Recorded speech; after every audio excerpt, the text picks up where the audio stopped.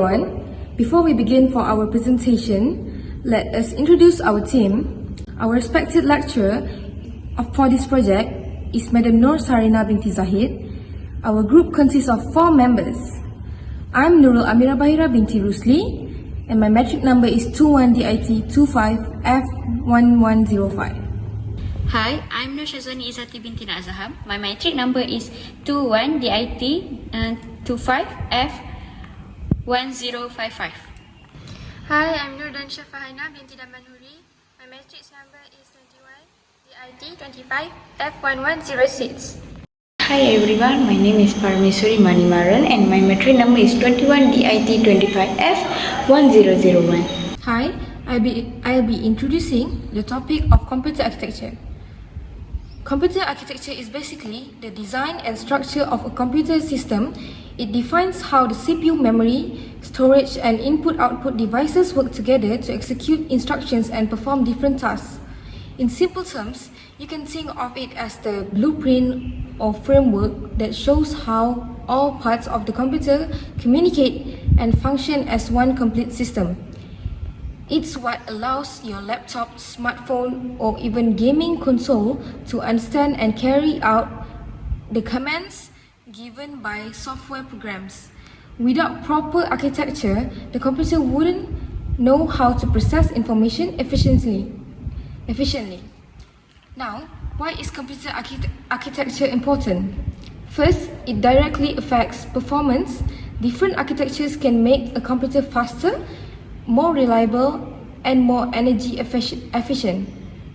Depending on the task, for example, gaming computers and data servers often use different architectures to handle their specific workloads. Second, it helps ensure software compatibility between different processors. A well-designed architecture allows the same software to run smoothly across various devices without major changes. Lastly, it drives innovation as technology keeps evolving. Improved computer architectures make it possible to develop new systems like artificial intelligence (AI), cloud computing, and self-driving cars. These rely heavily on high performance and efficient hardware design.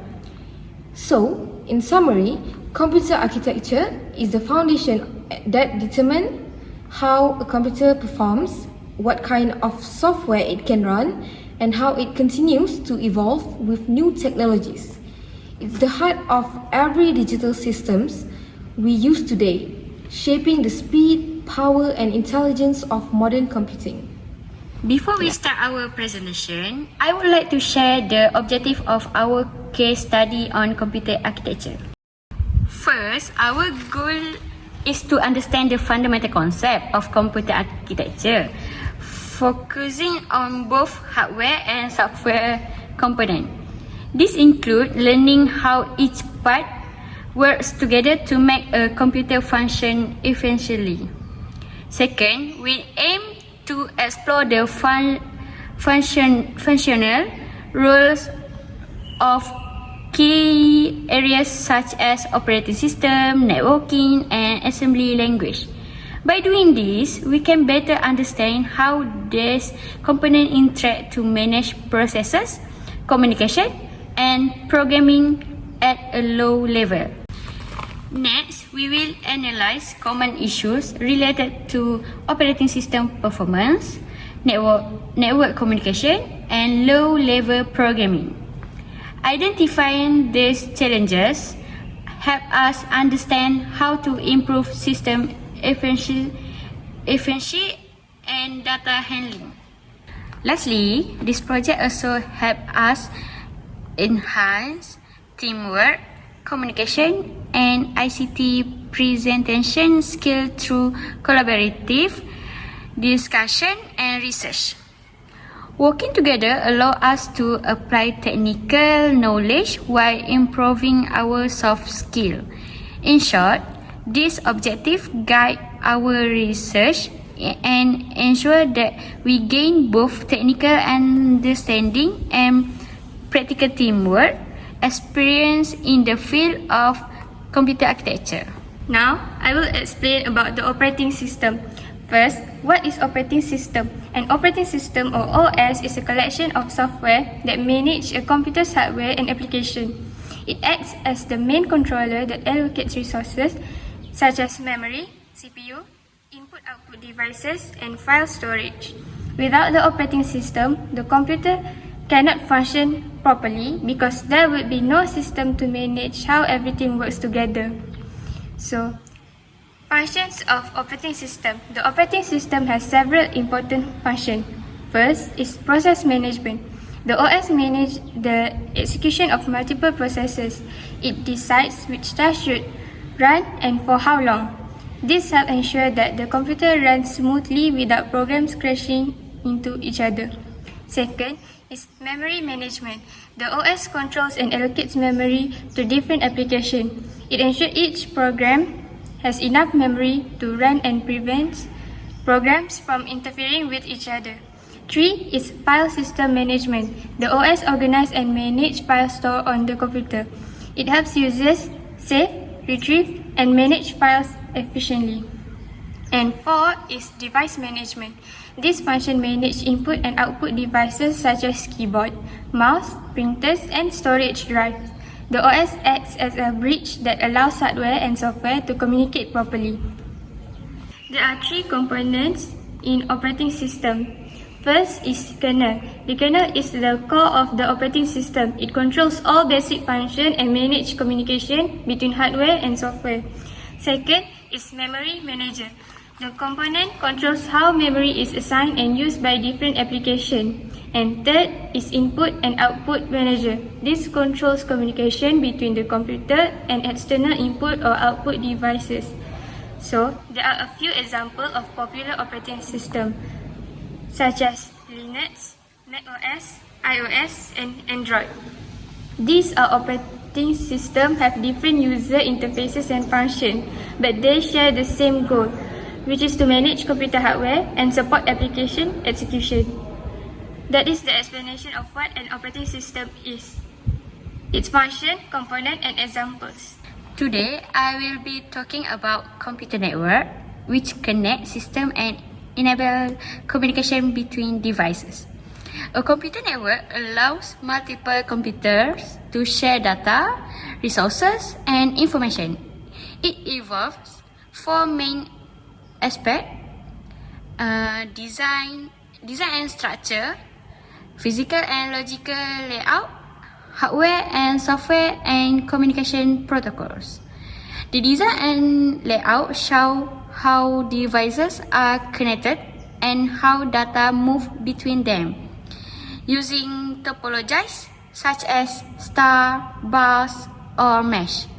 Hardware includes the cables, routers, switches, and network interface card. While software manages how data is sent and received, both work together to ensure smooth and reliable communication.